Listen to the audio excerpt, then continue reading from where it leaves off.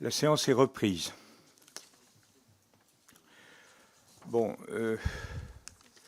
Mes chers collègues, notre ordre du jour appelle à présent la discussion et le vote de notre commission sur la proposition de loi numéro 1202 relative à la mise en place et au fonctionnement de la commission d'évaluation de l'aide publique au développement instituée par la loi du 4 août 2021.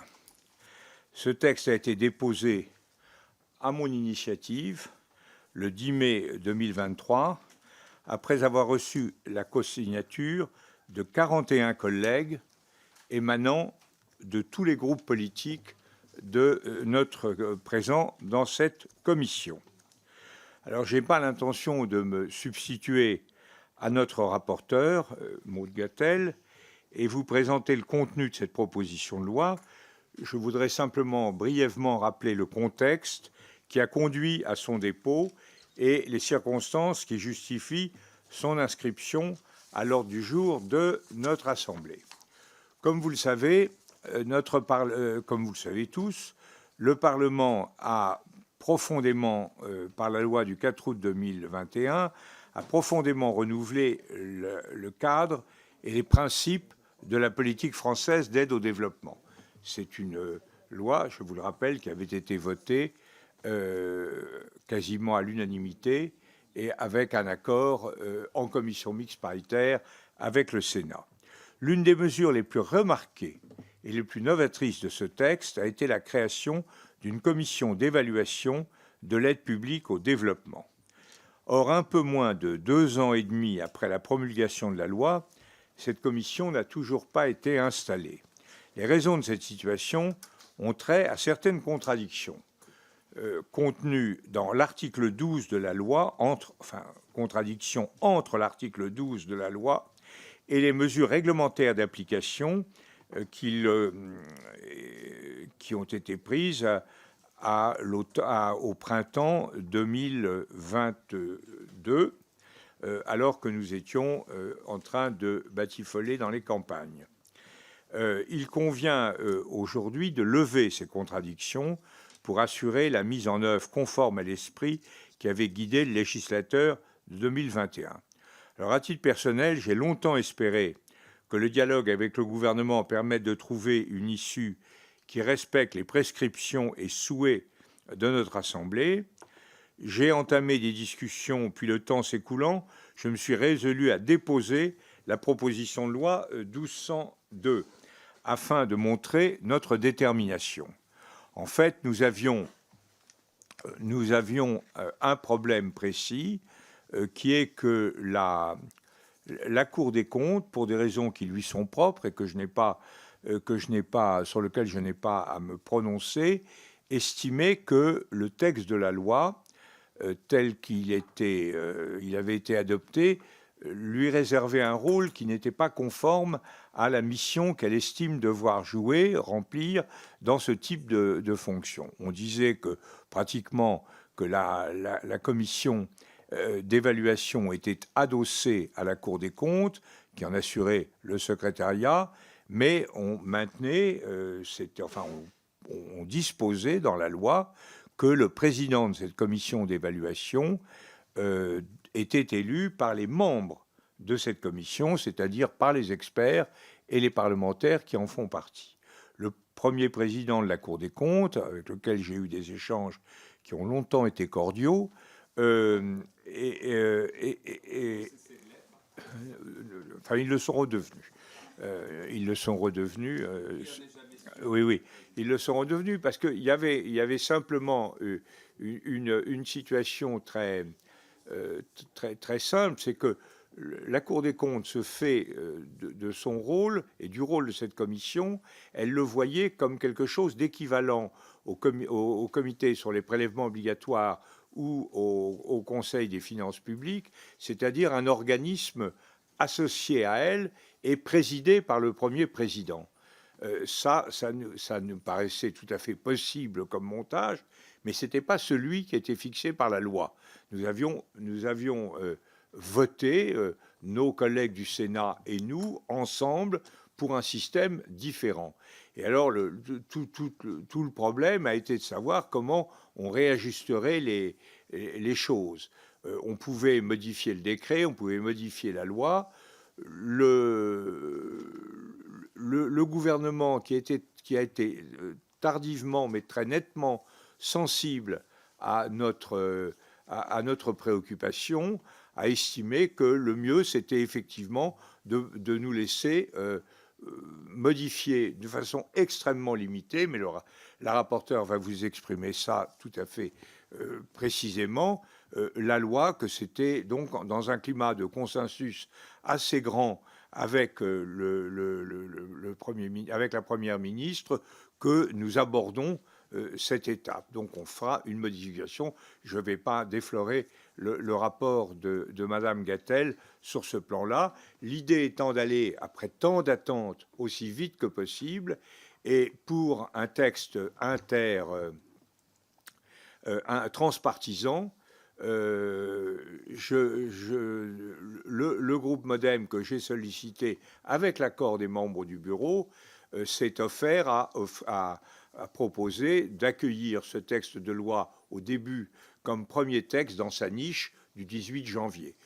Nous avons donc procédé de la sorte. La rapporteure était évidemment dans ces conditions une parlementaire du MoDem, c'est-à-dire Maude, et c'est le premier point que nous avons évoqué. Et le second, et ça a été décidé par la conférence des présidents mardi de façon tout à fait unanime, sur proposition de la présidente de l'Assemblée nationale, on a décidé d'appliquer la procédure que ça s'appelle la PLEC, de législation en commission, ce qui fait que, sauf s'il y avait dans 48 heures une objection d'un des groupes, alors ce serait vraiment surprenant qu'il y en ait un, puisque nous sommes tous solidaires dans cette affaire, ce que nous allons voter aujourd'hui sera la loi, et nous n'aurons même pas à passer par une délibération en séance publique. Donc là, aujourd'hui, vous votez la loi, sauf si l'un de vos groupes décide d'ici 48 heures de demander un examen en séance publique, ce qui serait un peu insolite. Donc voilà le cadre de l'affaire. Maintenant, j'en dis pas plus. Je ne sais pas si j'en ai dit trop ou pas, Maude. Jamais. Bon, non, oui. Ah, ils sont gentils quand même. Dans mon groupe, ils sont sympathiques. Madame Gatel, Madame la rapporteure, vous avez la parole. Merci beaucoup, Monsieur le Président. Alors, vous avez tout dit et je vais parler très rapidement du reste. Monsieur le Président, mes chers collègues, vous l'avez rappelé, il m'appartient de présenter aujourd'hui la proposition de loi relative à la mise en œuvre et au fonctionnement de la Commission d'évaluation de l'aide publique au développement, instituée par la loi du 4 août 2021. Cette proposition de loi que vous avez déposée et qui a été co-signée par l'ensemble de nos groupes parlementaires, ce qui est suffisamment rare pour souligner à la fois le caractère transpartisan et profondément unanime de cette proposition, qui consiste en réalité simplement à aligner ce qui a été voté par le législateur lors de la loi du 4 août 2021 et la réalisation de cela. Donc c'est à la fois extrêmement pratico-pratique, mais dans une visée, évidemment, à la fois de respecter ce que les législateurs ont souhaité à l'époque et donner des outils aux législateurs que nous sommes pour mener à bien nos missions. Notre ancien collègue, André Berville, aujourd'hui secrétaire d'État chargé de la mer, l'avait bien souligné dans son rapport de 2018. Le sens et l'intérêt de cette mission d'évaluation. En effet, la France s'engage très fortement sur le plan financier, mais aussi par la mobilisation de son expertise et de ses spécialistes pour mettre en œuvre les projets de développement partout dans le monde. Alors, les questions qu'on est en droit de se poser, ces projets changent-ils réellement les choses?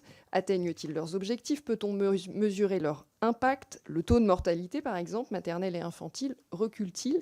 Autant de questions auxquelles nous avons besoin de répondre pour mener à bien notre travail de législateur qui comprend une grande dimension d'évaluation qui est trop souvent absente de nos travaux. C'est sur ce type de questions que la commission d'évaluation est appelée à se pencher. Elle pourra donc évaluer les projets de développement, aussi bien au stade de leur conception qu'à celui de leur mise en œuvre. La Commission constituera ainsi un puissant aiguillon pour les acteurs du développement, notamment, mais pas seulement, l'Agence française de développement. Les travaux de la Commission constitueront par ailleurs un moyen particulièrement utile d'information du public, mais aussi du Parlement. Et la loi de 2021 prévoit que la Commission adressera l'ensemble de ses rapports d'évaluation au Parlement et qu'elle lui remettra une fois par an un rapport faisant la synthèse de ses travaux et de ses recommandations.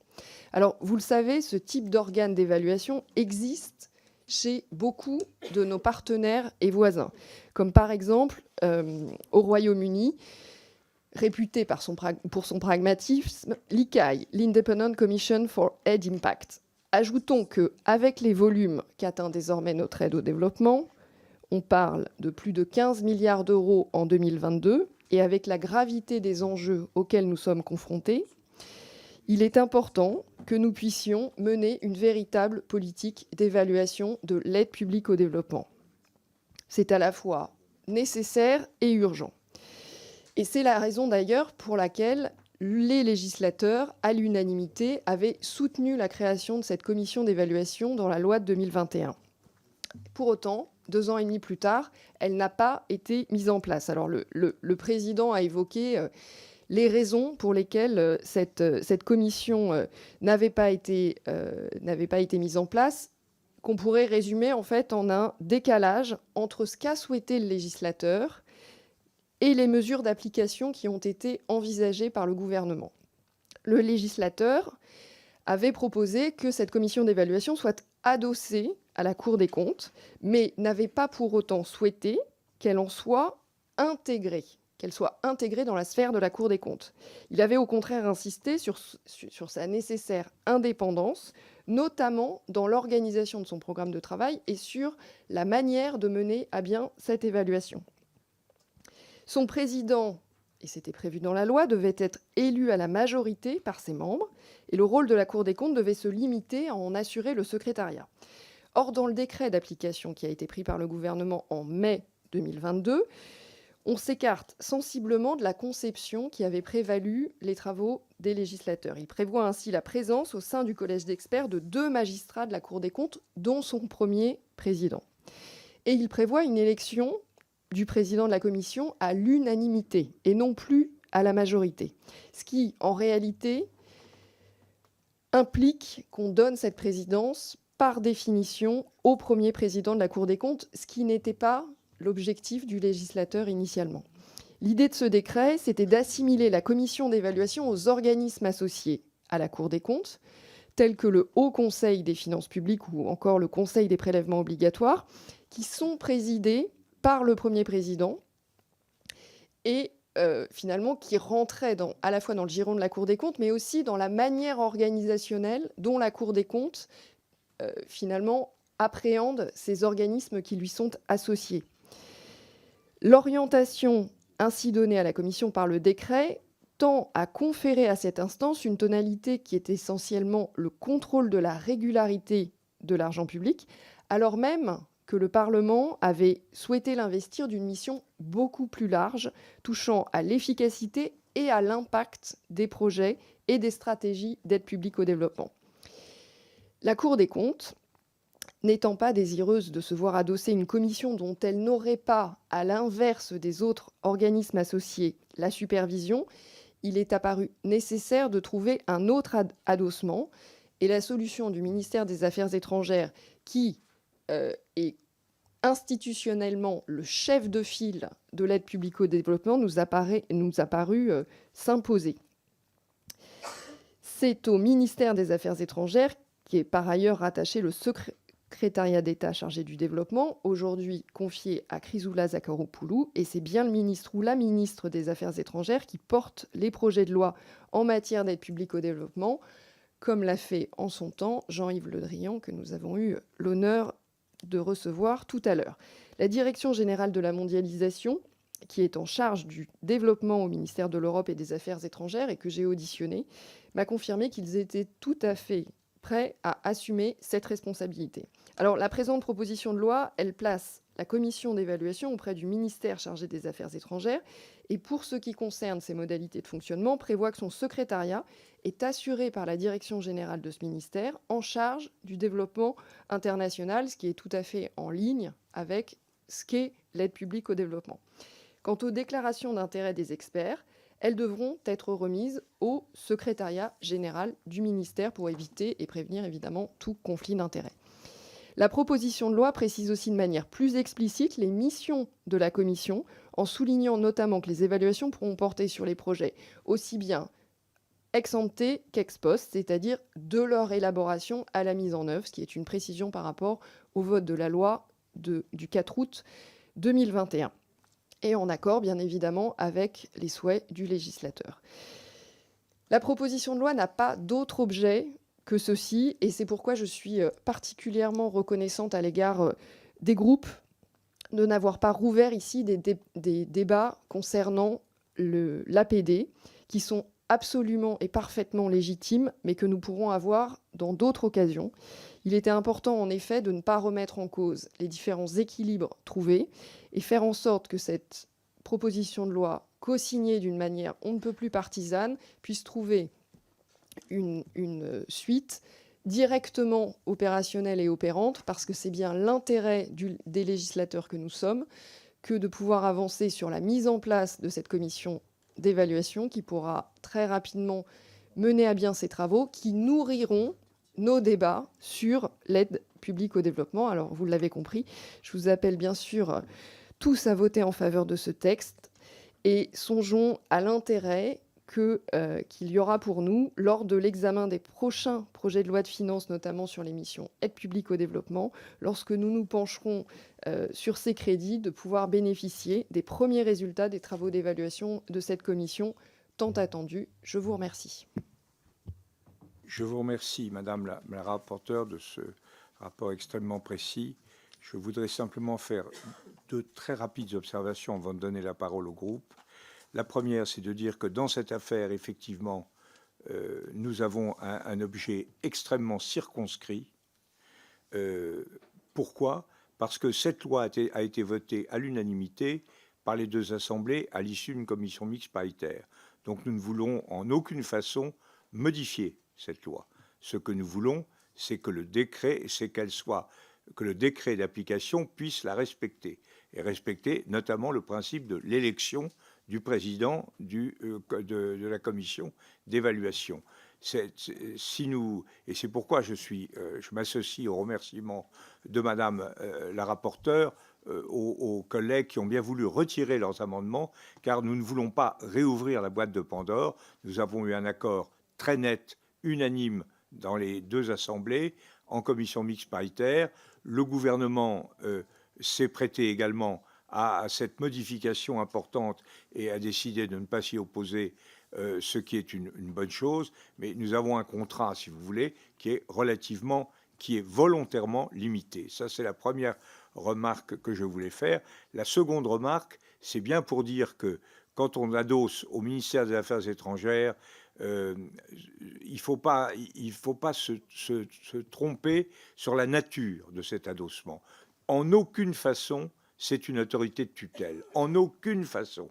Le seul rôle du ministère qui est chargé de cette affaire-là, c'est de vérifier c'est prévu par la loi, de vérifier la compatibilité, l'absence de conflit d'intérêts entre les membres de la commission d'évaluation et leur rôle dans la vie. Nous voulons évidemment ne pas avoir des gens qui sont juges et partis dans l'exercice de la politique du développement. C'est un rôle précis, et ensuite d'assurer le secrétariat. Mais tout le système, notamment le principe de l'élection libre, majoritaire, par les membres de la commission du président, a pour but d'en consacrer totalement l'indépendance. Donc là, il faut bien voir que de toute manière, l'autorité auprès duquel nous serons adossés n'est en aucune façon une autorité de tutelle.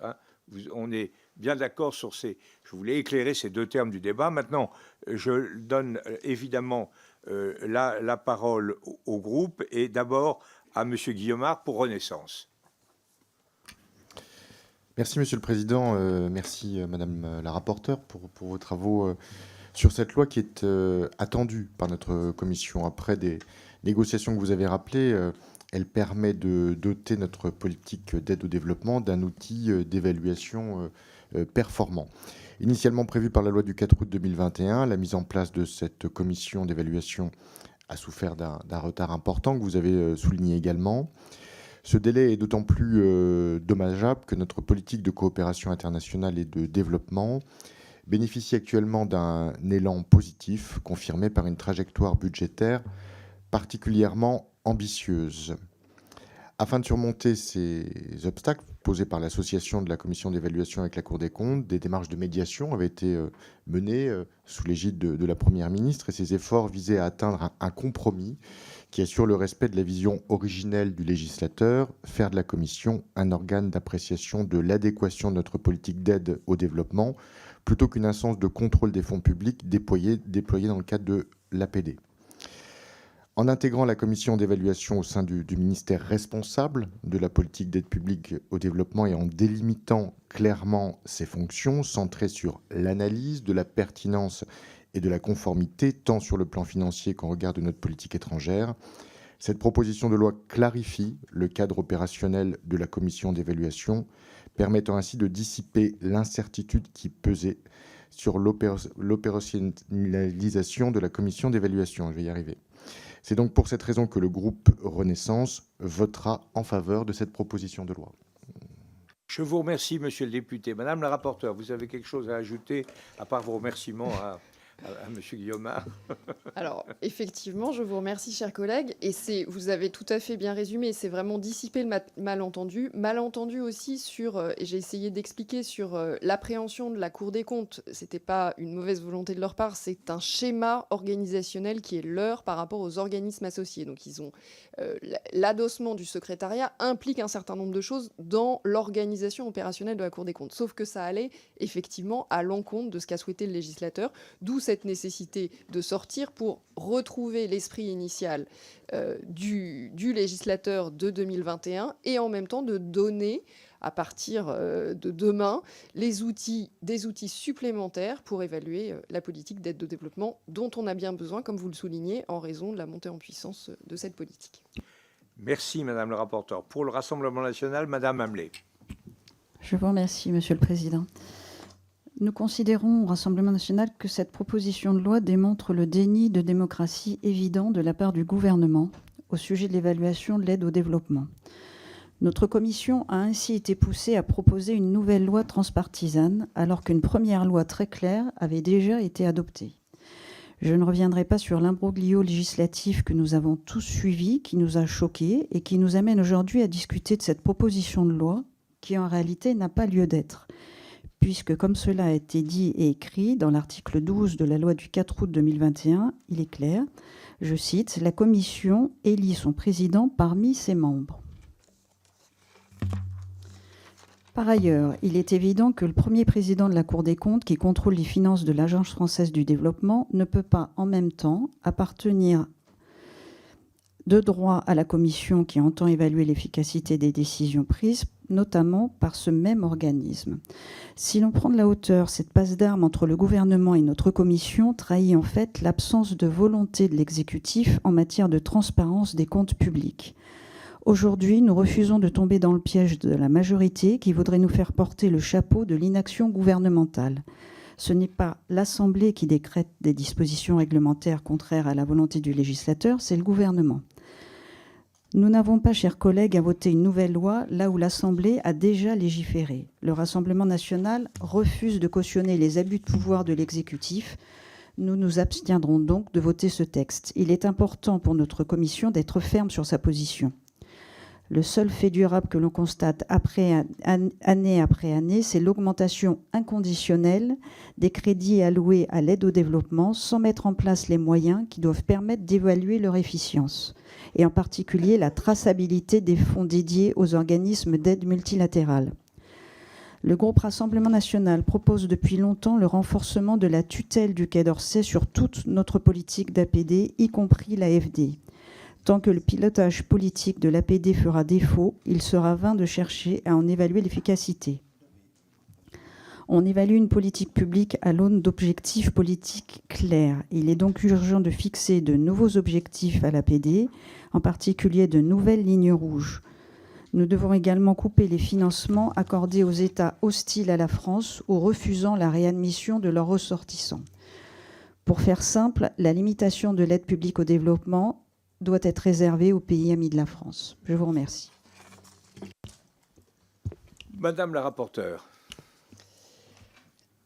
Je l'ai rappelé en introduction, l'objectif, ce n'est pas un débat pour ou contre l'aide publique au développement, c'est comment est-ce qu'on fait pour permettre à ce que la volonté du législateur puisse être mise en œuvre dans le respect des institutions existantes et dans un cadre qui soit clair pour tout le monde, partagé, et de donner des outils d'évaluation qui, je pense, justement, pourraient utilement être utilisés, quelles que soient les opinions de l'aide publique au développement.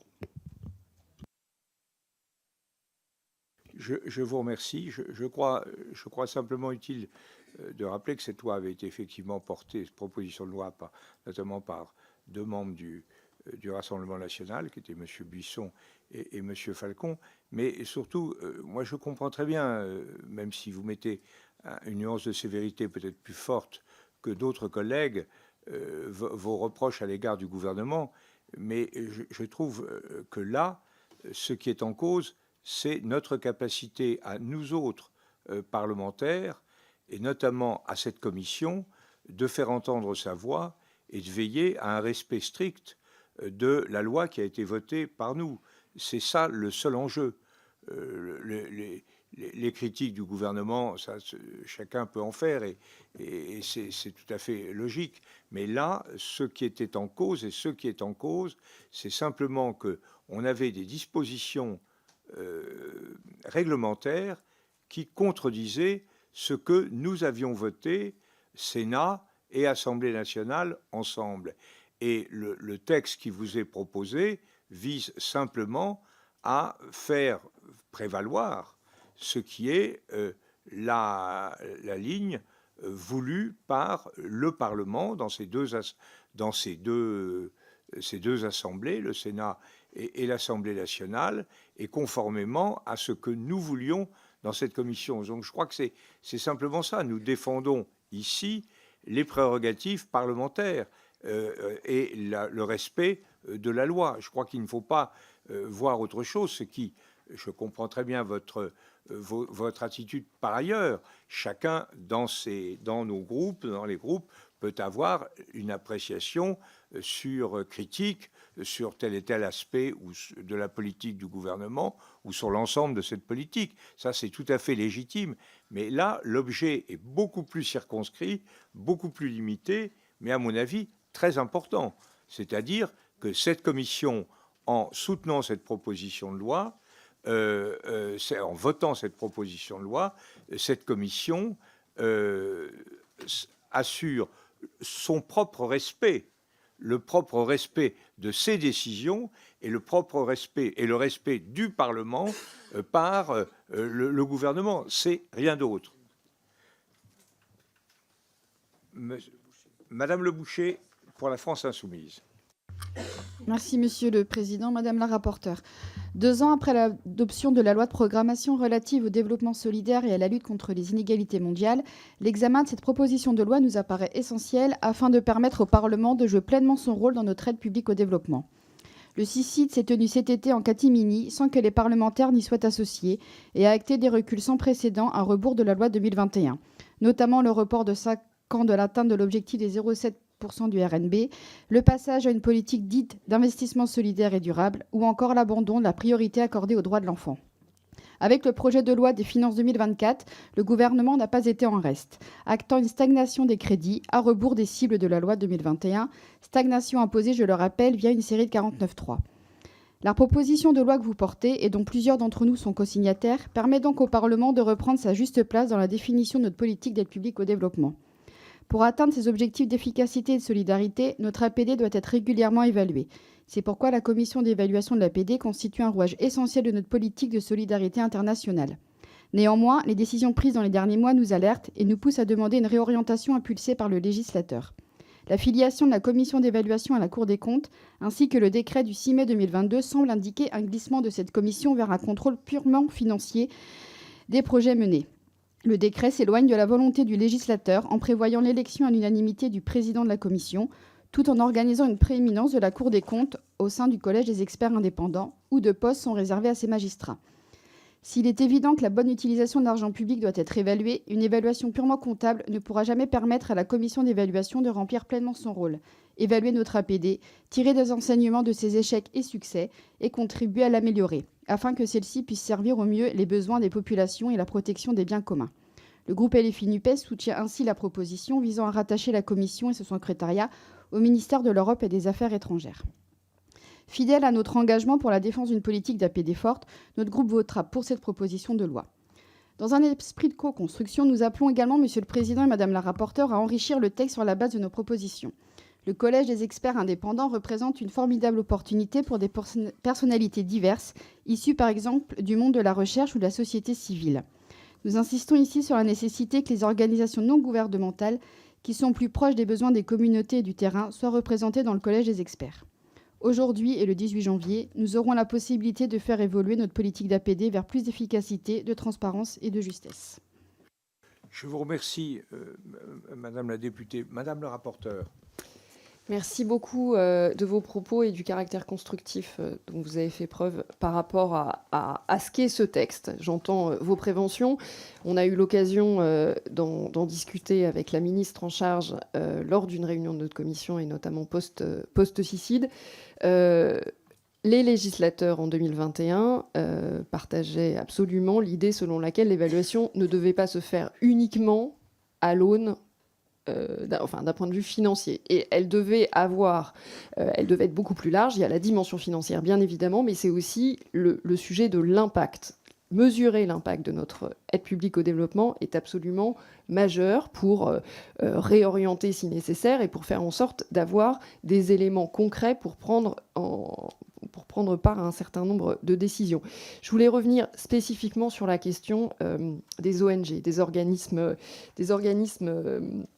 En fait, il ne relève pas du niveau de la loi d'aller dans le détail, puisqu'on parle de personnalités qualifiées, on ne va pas parler spécifiquement des ONG. Néanmoins, par rapport à ce que vous émettez, c'est totalement l'esprit dans lequel les parlementaires se sont prononcés. Mais à nouveau, ça n'est pas du ressort de la loi, mais j'entends bien votre préoccupation. Merci. Merci, Madame le rapporteur. Monsieur le vice-président Herbillon pour les Républicains. Merci beaucoup, Monsieur le Président, Madame la rapporteure. Vous l'avez rappelé, la loi du 4 août 2021, votée par le Parlement, a profondément renouvelé le cadre et les principes de la politique française d'aide au développement en créant une commission d'évaluation de l'aide publique au développement. Nous avions porté, ma collègue Bérangère Poletti, pour lequel nous pouvons avoir une pensée, et moi-même, au nom du groupe Les Républicains, la création de cette commission indépendante absolument essentielle pour évaluer l'aide publique apportée par notre pays. La suite, nous la connaissons, vous l'avez rappelé. Plus de 2 ans après la promulgation de cette loi, la commission d'évaluation n'est toujours pas mise en place en raison de la contradiction entre les termes de la loi votée par le Parlement et ceux du décret d'application du 6 mai 2022. En effet, ce dernier, en plaçant les magistrats de la Cour des comptes, dont son premier président, au centre de cette commission d'évaluation de l'APD, modifie fondamentalement l'intention du législateur et l'ambition que nous souhaitions pour cette commission. Cette ambition avait été explicitée à l'occasion de la séance publique par le rapporteur du projet de loi, Hervé Berville, et précisée par l'article 12 de cette loi.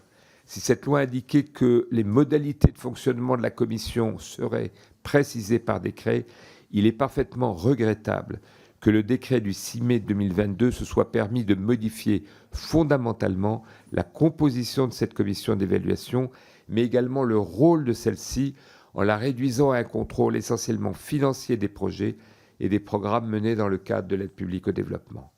Enfin, malgré les nombreuses sollicitations du président de notre commission auprès du gouvernement, il est également regrettable que ce dernier ait refusé de modifier ce décret et ainsi permettre de lever les blocages qui empêchent cette commission de débuter son travail, alors que nous sommes 2 ans après la promulgation de la loi. Face à cette situation, je remercie le président de notre commission, Jean-Louis Bourlanges, d'avoir initié cette présente proposition de loi que j'ai souhaité co-signer avec mes collègues Michel Tabarot et Nicolas Forissier afin de mettre un terme à ces blocages en proposant que cette commission soit placée auprès du ministère chargé des Affaires étrangères. En outre, cette proposition de loi vient préciser les missions assignées à la commission en ne les limitant pas aux aspects strictement financiers. Parce que cette proposition de loi vient parfaitement préciser les intentions qui étaient portées par le groupe Les Républicains lors des débats sur la loi de programmation du développement solidaire, nous voterons bien évidemment en faveur de la proposition proposée par le président de notre commission et à laquelle nous avons apporté notre co-signature. Merci, monsieur le vice-président. Madame le rapporteur. Merci, monsieur le vice-président, et je m'associe à votre hommage aux travaux de notre collègue Bérangère Poletti. J'y ajoute évidemment monsieur Hervé Berville et Rodrigue Coquendo. Bien. Madame Wiśniewski pour le groupe démocrate. Madame. Oui, merci Monsieur le Président. Je voudrais tout d'abord remercier notre rapporteur, ma collègue Maude Gattel, pour son rapport très éclairant, mais aussi notre président, d'abord pour son initiative, ensuite pour les observations aussi assez détaillées qui ont été les siennes. Comment ne pas procéder à des redites lorsqu'on arrive en 5e position d'intervention et que tout a été dit et très bien dit par mes collègues dans le cadre de cette proposition de loi qui est en réalité tout à fait transpartisane et qui redonne, je dirais, à cette commission créée par la loi du 4 août 2021 à la fois l'organisation qui doit être la sienne, la composition qui doit être la sienne et le contrôle qui doit être le sien. Alors, il y a eu ce blocage créé par ce malencontreux décret du 6 mai 2022. Ce décret opérait un glissement puisqu'il donnait une prééminence à la Cour des comptes au sein de cette commission et qu'il réduisait, et ça n'était pas du tout le vœu du législateur que vous étiez à l'époque et que j'étais, mais beaucoup moins directement que vous, puisque l'idée de la commission des affaires étrangères n'était pas de réduire le rôle de cette nouvelle commission à un contrôle essentiellement financier des projets, mais il s'agissait bien d'en faire un outil de spécialistes et de praticiens de l'aide au développement. La proposition de loi que nous allons voter tous, je le comprends ce matin, vise à dépasser le blocage actuel et en plaçant cette commission auprès du ministère de l'Europe et des Affaires étrangères pour tout ce qui a trait à son fonctionnement, je crois que nous respectons le vœu qui était celui du législateur en 2021 en réalité. Donc, nous sommes évidemment soucieux de respecter ce qui était l'intention du législateur et notre groupe votera cette proposition de loi.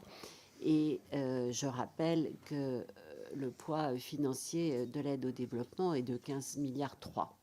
Je vous remercie. Je vous remercie, Madame la députée. Madame la rapporteure. Rien à ajouter à l'intervention absolument précise et concise de ma collègue.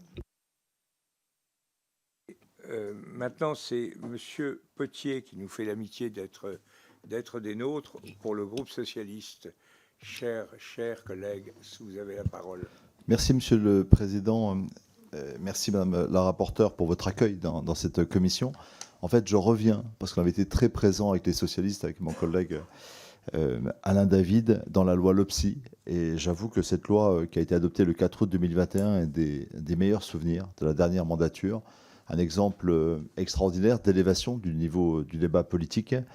On a besoin de ce type de souvenirs aujourd'hui par rapport à ce qu'on a vécu hier. Une véritable élévation du débat, des perspectives, une orientation, une éthique et puis une capacité pour les oppositions, de façon constructive, à amender de façon très significative le texte.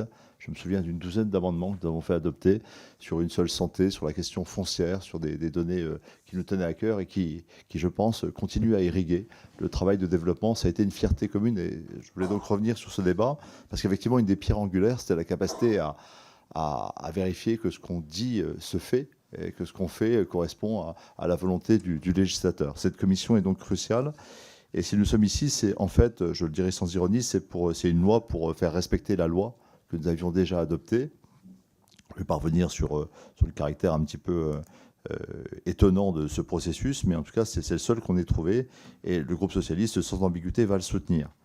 Effectivement, on avait le 6 mai 2022 deux vices essentiels dans ce qui avait été proposé. C'était la composition de la commission qui nous échappait et sa présidence, donc deux lieux éminemment importants, nous le savons, dans notre expérience politique. C'est important cette commission d'évaluation parce que nous savons que les questions d'aide publique au développement sont des questions complexes, avec une fongibilité des dons et des prêts qui est souvent obscure à l'évaluation du législateur. Nous savons que les questions de cofinancement complexifient également cette approche. Et puis la question de la fin et des moyens, plus largement, est posée en permanence dans ces politiques au-delà de nos frontières. Les socialistes avaient souhaité apporter quelques amendements. Je vais simplement les rappeler pour mémoire. Nous avons retiré dans la discipline que vous nous avez proposée l'intégration dans cette évaluation des principes des ODD et de l'agenda 2030.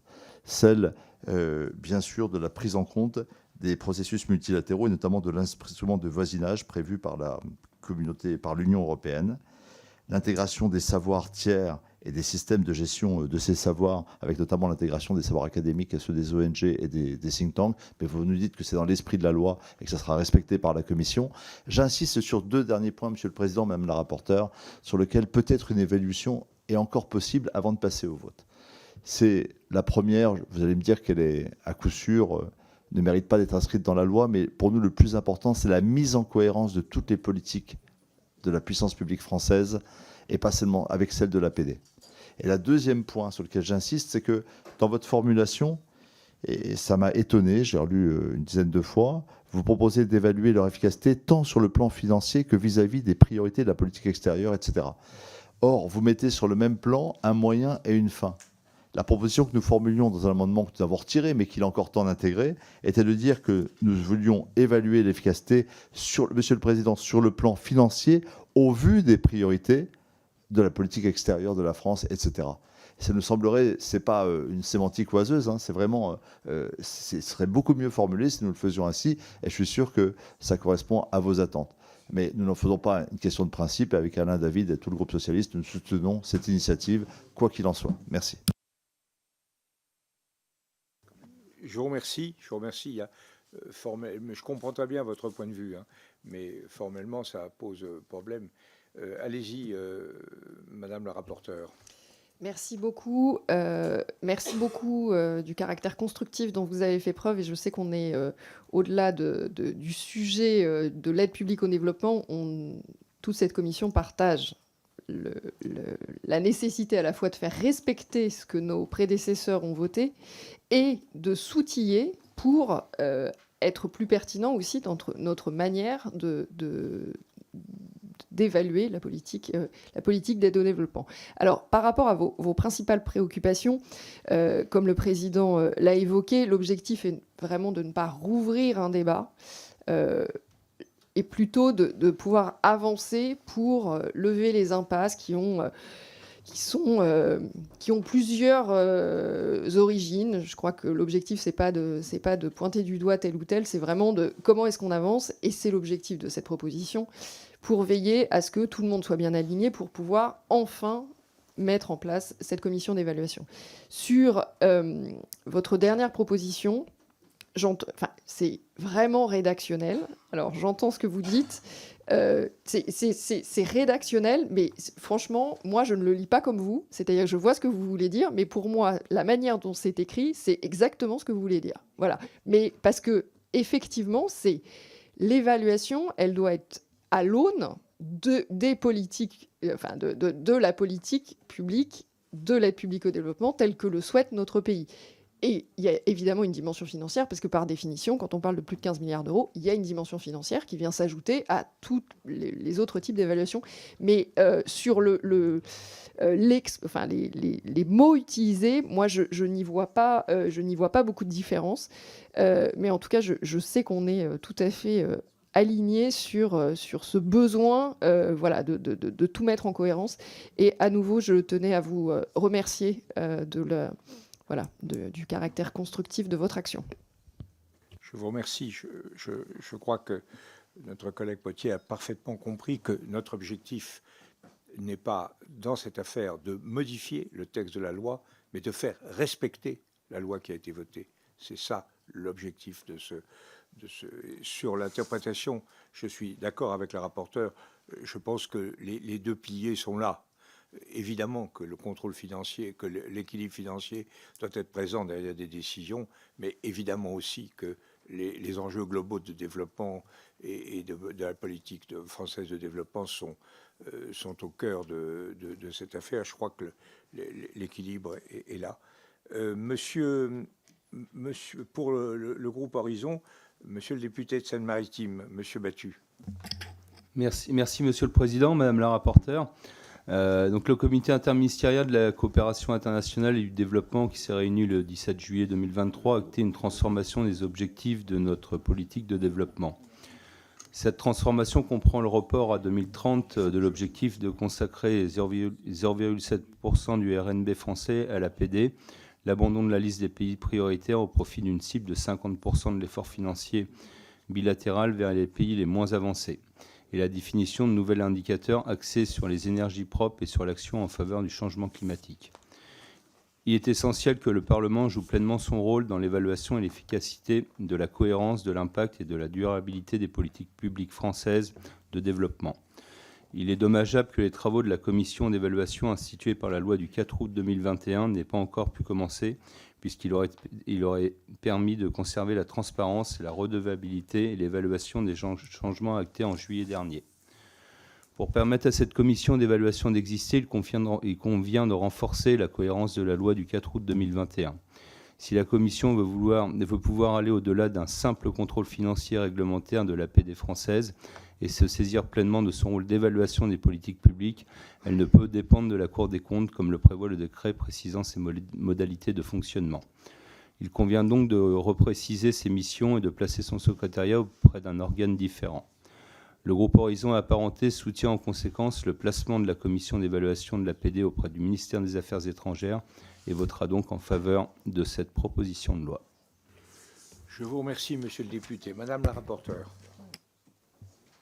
Merci beaucoup. Vous avez tout résumé. C'est effectivement le souci de cette proposition de loi, c'est vraiment de circonscrire les choses, mais pour permettre d'avancer. Donc, merci beaucoup. Merci. Le dernier orateur inscrit au titre des groupes, j'ai ensuite des interventions particulières, sera le président Pancher. Oui, d'abord, Monsieur le Président et Madame la rapporteure, vous remercier pour votre implication dans ce dossier et pour votre initiative partisane. Souligner évidemment ce qui a été indiqué par beaucoup d'orateurs avant moi, que la commission d'évaluation de l'APD était vraiment une demande très très forte du Parlement. S'interroger quand même sur les raisons pour lesquelles le dossier a autant traîné depuis maintenant plus de 2 ans et demi et constater qu'une fois de plus tout est fait là dans ce pays pour faire en sorte que le Parlement ne puisse pas réellement exercer ses missions dans les conditions qu'il le souhaiterait. Enfin, on est face en permanence à une administration en folie qui fait tout pour contrarier les votes du Parlement. Donc se féliciter vraiment de cet engagement collectif. Bon. Certains pensent que le rattachement de la commission au secrétariat du ministère des Affaires étrangères n'offrirait pas une indépendance suffisante. exprimer mon désaccord sur ce point. Je pense que le Quai d'Orsay appuiera la Commission dans l'organisation de ses travaux, mais n'aura aucun pouvoir de décision sur leurs conclusions. Bien entendu, évidemment, le groupe Lyot votera en faveur de cette proposition de loi, avec deux questions que je souhaitais vous poser.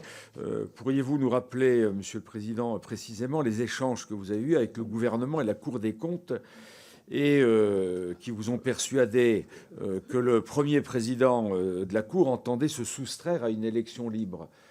C'est une question, alors peut-être que vous l'avez expliqué, mais j'ai peut-être pas tout compris. On a eu les courriers, Bertrand. Pardon? On a eu les courriers. Ah, très bien. Bon, voilà, je ne les ai pas lus dans ce cas-là. Et par ailleurs, les sénateurs avaient proposé un rattachement aux commissions des affaires étrangères de l'Assemblée nationale et du Sénat. Pourquoi avons-nous écarté cette possibilité?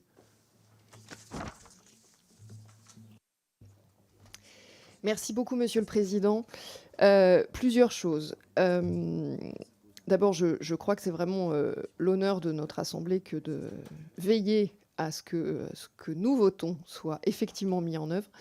Et pour cela, je remercie particulièrement le Président de sa ténacité. Sans lui, je pense que nous n'y serions pas. Pour essayer de répondre à votre question, parce que effectivement, il y a eu un certain nombre d'échanges de courriers post-publication du décret entre le Président et le premier Président de la Cour des comptes, et j'ai cherché, pour ma part, à comprendre ce qui avait présidé finalement cette proposition de loi, et pour éloigner toute malice. Et ça a été vraiment très utile. Simplement, et c'est pour ça que j'y ai passé un petit peu de temps, alors je vais essayer de le redire plus clairement, c'est que les organismes associés de la Cour, enfin, qui sont placés auprès de la Cour des comptes, dont la Cour des comptes assure le secrétariat, à partir du moment où vous avez un organisme dont le secrétariat est assuré par la Cour des comptes, ça devient un organisme associé, et dans le cadre de l'organisation opérationnelle de la Cour des comptes, il est forcément présidé par un magistrat de la Cour des comptes, le plus souvent le premier président. Et donc, à partir du moment où le législateur a écrit noir sur blanc, le secrétariat sera assuré par la Cour des comptes, ça a engendré tout un système lié aux modalités opérationnelles de la Cour des comptes. Simplement, c'est pas ce que le législateur voulait, puisque nous avons aussi été très clairs sur le fait que, bien évidemment, les experts, la nature même, la garantie de l'indépendance de ces experts passait aussi par leur capacité à désigner en leur sein leur président. Et donc, tout ça a été contradictoire, c'est-à-dire entre les ambitions affichées et la manière dont c'était traduit. Et quant au rattachement par rapport aux commissions, l'atterrissage final en CMP, sous le contrôle du président, c'était bien un rattachement. La proposition du ministère des Affaires étrangères était aussi l'atterrissage en CMP, si je ne dis pas d'erreur, d'où le souhait dans la proposition de loi de conserver cela avec toutes les garanties d'indépendance que vous avez rappelées.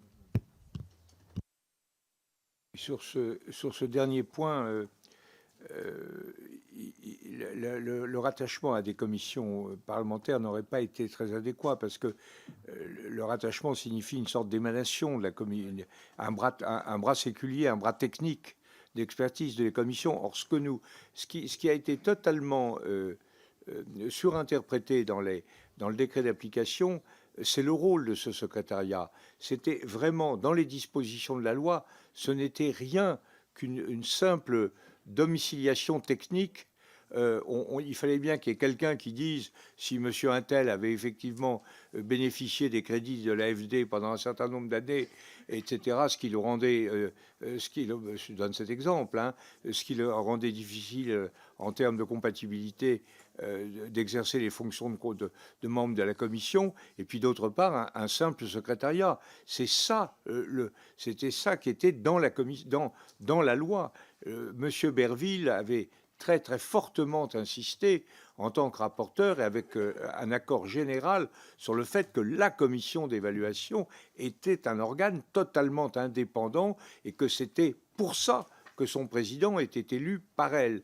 Donc là, il y a eu une espèce de gonflement de cette autorité d'adossement qui n'est rien d'autre dans l'esprit du législateur qu'un support technique à l'action de la Commission, qui est tout à fait libre. Je crois que là, alors pour répondre, avec la Cour des comptes, effectivement, le Premier président a exposé très clairement dans mon bureau. Il a fait une visite avec sa secrétaire générale et que ça lui paraissait incompatible cette structure purement technique d'adossement lui paraissait incompatible avec le rôle que la Cour estimait devoir être le sien. Alors si on était le gouvernement a estimé qu'il valait mieux donc sur notre proposition, puisque on aurait eu une très grande difficulté relationnelle pour soumettre la Cour des comptes à un rôle aussi limité que celui qui était prévu par la loi. On a estimé que le mieux, c'était de changer d'adossement. Et je dois dire, je crois que si j'ai tout lieu de regretter que le décret d'application ait été rédigé de mai 2022 ait été rédigé dans les termes qui ont été choisis. En revanche, je dois dire que dès qu'on a vraiment posé sur la table le problème tel qu'on vient de l'exposer, le gouvernement a été coopératif. Il a estimé, il a compris qu'il y avait effectivement un décalage qui était inacceptable entre la loi votée par le Parlement et le décret d'application. Et donc, on s'est orienté vers une solution. Et je dois dire que la solution la plus élégante, c'était effectivement qu'il laisse à cette commission le soin de défendre sa proposition de loi et de la faire voter par le Parlement. Voilà comment ça s'est passé pour répondre à la demande d'éclaircissement historique du président Pancher. Maintenant, on a fini pour les différents groupes. À titre particulier, individuel plutôt, Monsieur Petit. Oui, merci Monsieur le Président. Une minute, on est assez pressé parce qu'il y a des choses que je ne veux pas que vous partiez, comme il y a ces séances le mercredi après-midi assez tôt, je ne veux pas que vous partiez avant de voter. Donc je voudrais vous inviter Oui, Monsieur le Président, je voudrais donc très rapidement revenir sur un malentendu que je sentirais apparaître et qu'on avait posé avec Bérangère, d'ailleurs, avec qui j'étais, moi, au conseil d'administration d'Expertise France, et c'est la première fois tout au début du précédent mandat que nous avions posé ce problème. On dirait qu'il n'y a rien. Mes chers collègues, cette commission d'évaluation ne vient pas remplacer l'évaluation que fait le gouvernement et le contrôle du gouvernement que fait le Parlement.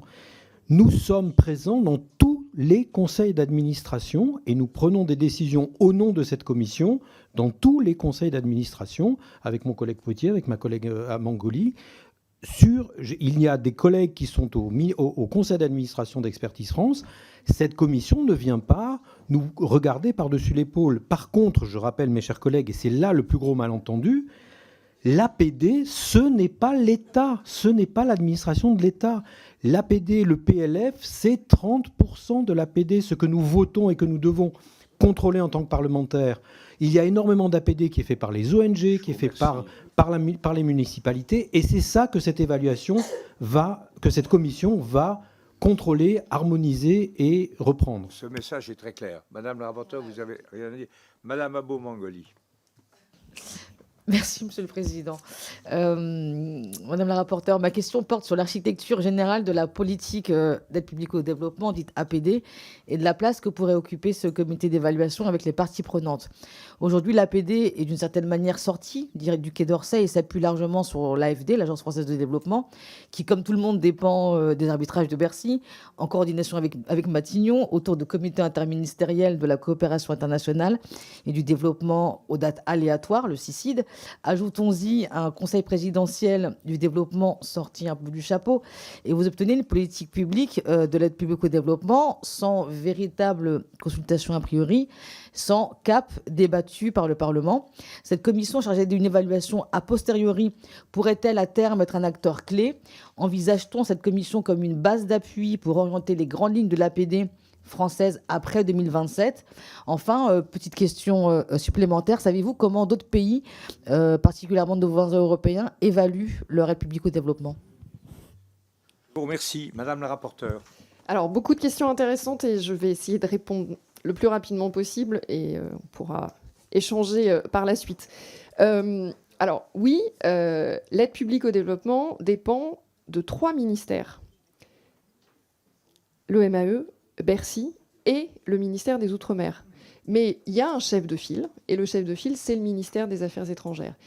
Néanmoins, quand il s'agit, parce que évidemment la dimension financière est extrêmement importante, et en l'occurrence le CICID et le secrétariat conjoint du CICID fonctionnent bien avec justement des interlocuteurs et du MAE et de Bercy, parce que c'est l'objectif aussi. Alors, évidemment, je ne partage pas votre... vos craintes, parce qu'en l'occurrence, oui, effectivement, l'aide publique au développement, et comme le soulignait Frédéric Petit, c'est un écosystème large dont on a parfois une image simplement partielle. Mais on a bien l'intention, en tout cas, que le comité d'évaluation joue tout à fait son rôle, à la fois dans cet écosystème et aussi au service des décisions du Parlement dans le cadre des débats que nous pouvons avoir, à minima, à tout le moins, chaque année dans le cadre du PLF. Vous aviez une deuxième question. Oui, pardon. Alors, j'ai évoqué nos amis britanniques avec l'ICAI, qui est absolument sur le même modèle et qui avait un peu inspiré Hervé Berville, le rapporteur de la loi du 4 août 2021, sur justement cette capacité à être à 360 avec sa méthode d'évaluation pour justement avoir un vrai impact sur justement la mesure de l'impact de l'aide publique au développement. Donc c'est vraiment sur le modèle ICAI britannique. Oui, c'était l'idée d'Hervé. Monsieur David. Oui, merci, Monsieur le Président. Cela a été rappelé, la montée en puissance de l'APD, qui atteint plus de 15 milliards annuellement, rend d'autant plus pertinente son évaluation. Et cela a été précisé, l'évaluation n'est pas le simple contrôle. Pour ces raisons, avec mes collègues du groupe des députés socialistes et apparentés, nous nous sommes associés dès l'origine à cette proposition de loi qui permettait, nous le souhaitons, de débloquer l'inertie qui a pour l'instant freiné l'installation d'un tel outil. Nous avions quelques amendements que nous avons de bonne grâce accepté de retirer afin de donner tout élan à l'unanimité de notre commission au texte. Je ne serai donc pas plus long et demanderai simplement à notre rapporteur de nous indiquer si les relations avec le président de la Cour des comptes sont apaisées. Écoutez, je crois qu'ils le sont. C'est pas un mystère que le Premier président, à un moment, donné un caractère très public en écrivant une lettre assez sévère à mon égard.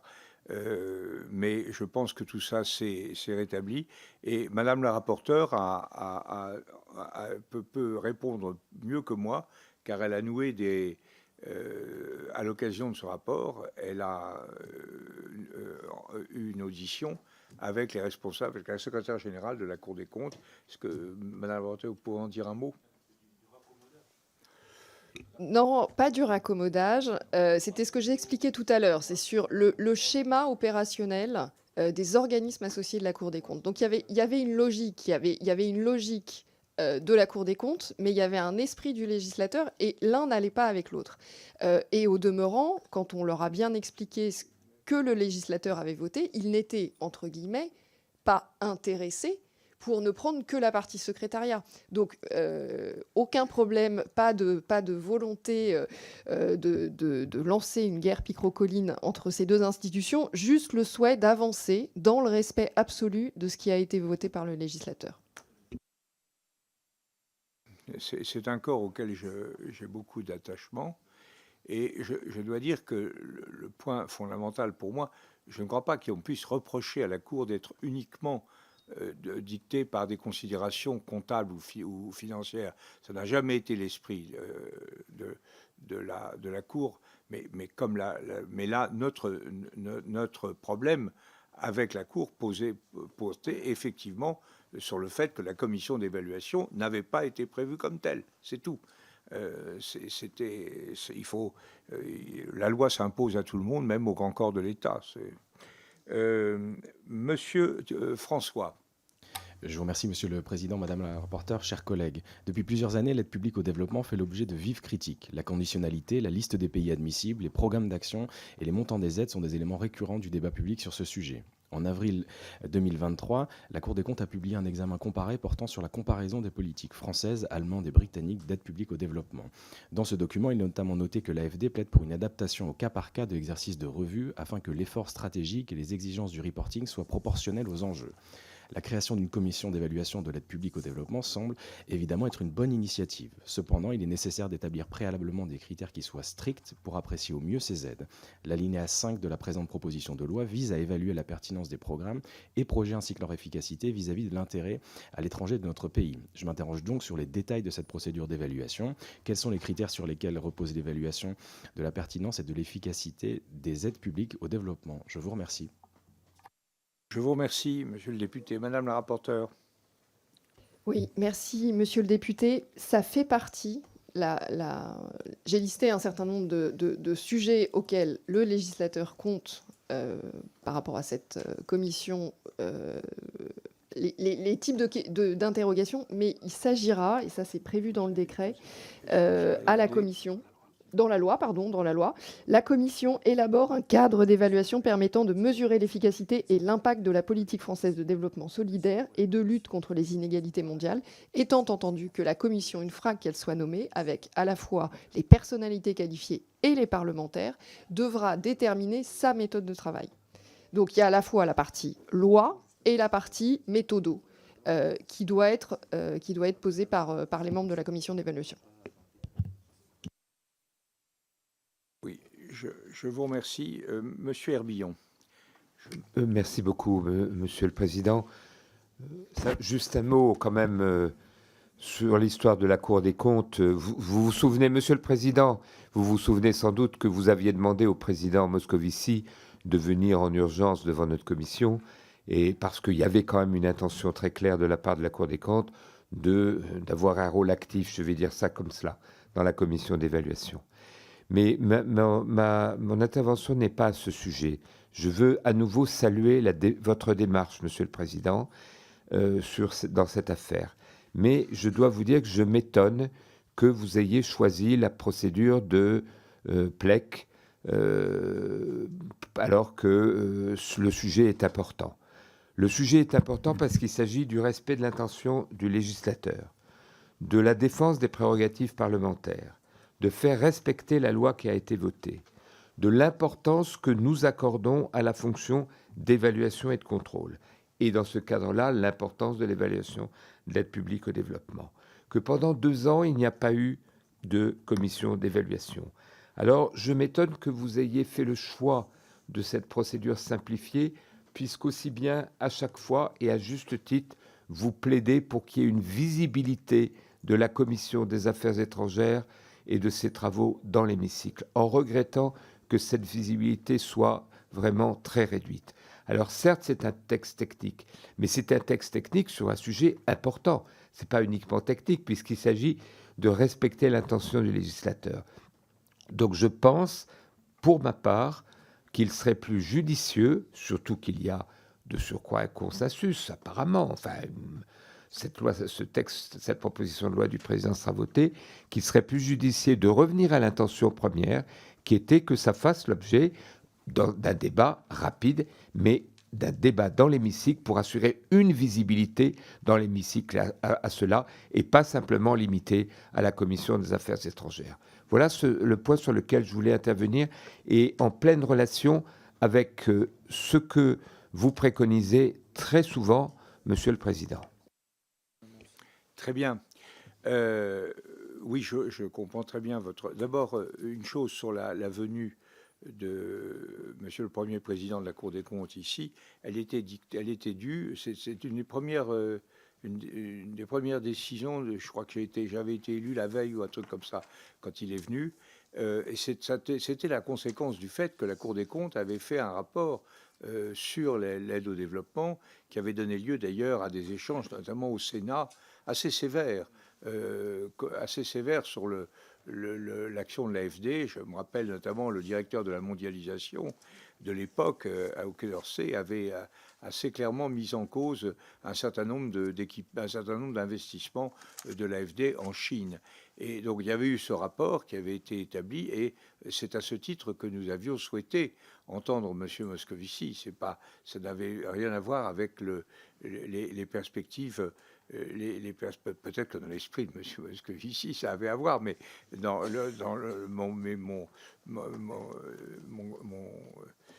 je suis plus innocent que la lumière du jour dans cette affaire. Et mon cœur n'est pas plus pur.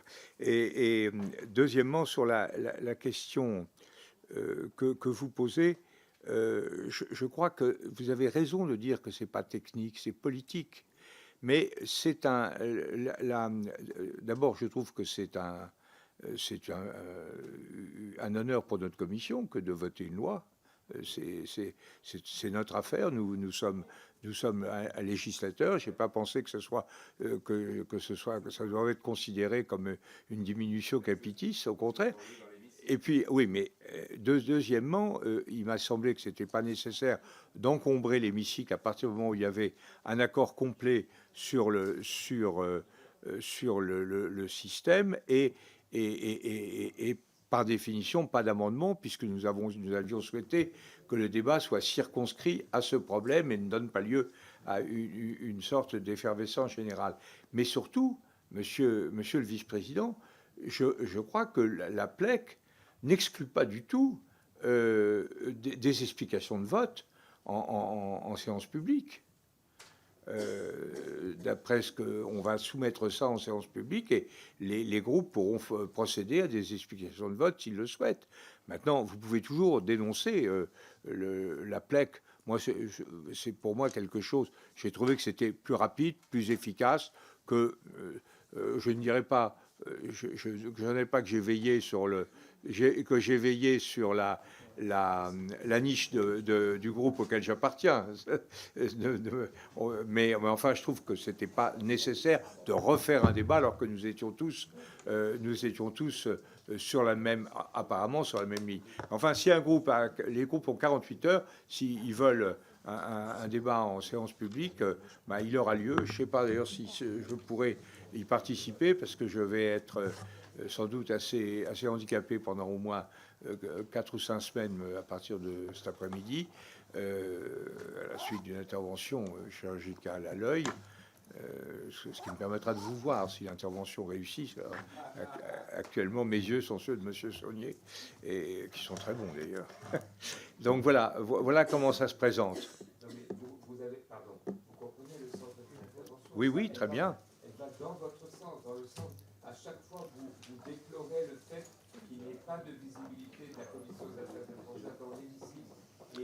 Oui, mais enfin, ça ne veut pas dire que ça implique un débat. Ça veut dire simplement, comme m'a dit notre excellente rapporteure, elle a parlé de l'Assemblée. Voilà. Mais je crois qu'il y aura une prise de parole à l'Assemblée. Ça me paraît.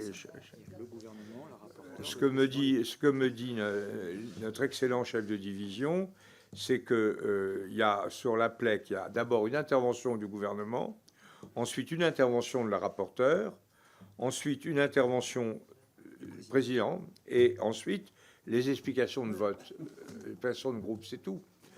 Voilà, c'est comme ça. Donc vous aurez tout à fait, cette commission aura tout à fait accès à la visibilité que vous souhaitez. Bon, maintenant il faudrait peut-être, on en est où là? Passer au vote. Si tout le monde est d'accord sur ce point, Madame la rapporteure, vous n'avez rien d'autre à ajouter? Après, dit-elle. Comme dirait Marguerite Duras. Bon, alors, je ne suis saisi. Nous en venons donc à présent à l'examen de l'article unique de la proposition de loi et des amendements. Il n'y a pas d'amendement, donc nous allons passer directement au vote sur l'article unique.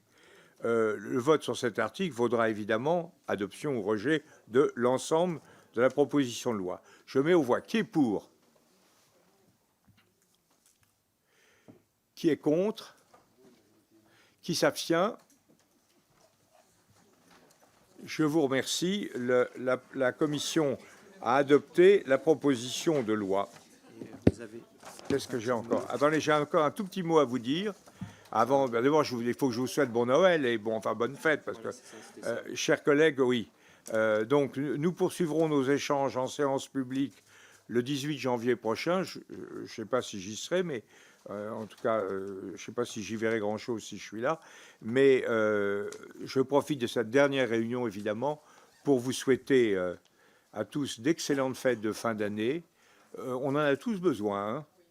On a vécu au sein de cette Assemblée et dans le reste du monde, on est à l'intersection des tumultes parlementaires et de politique intérieure française et des catastrophes innombrables qui affectent le monde. Donc nous avons été vraiment tout à fait mis à l'épreuve. Donc je crois que nous avons, comme on dit, tout à fait besoin de reconstituer nos forces de travail, notre force de travail. Et la meilleure façon de la reconstituer, c'est de passer des fêtes heureuses, en famille ou entre amis, ou comme vous voulez, mais heureuses et sereines. Voilà. Bon, merci, Madame la rapporteure. Ah, je vous ai parlé. Voilà, mais c'est pas grave. La séance est levée. La séance est levée. Elle m'avait dit après, j'ai complètement oublié. La séance est définitivement levée. Qu'est-ce qu'il y a? C'est pour Bruno?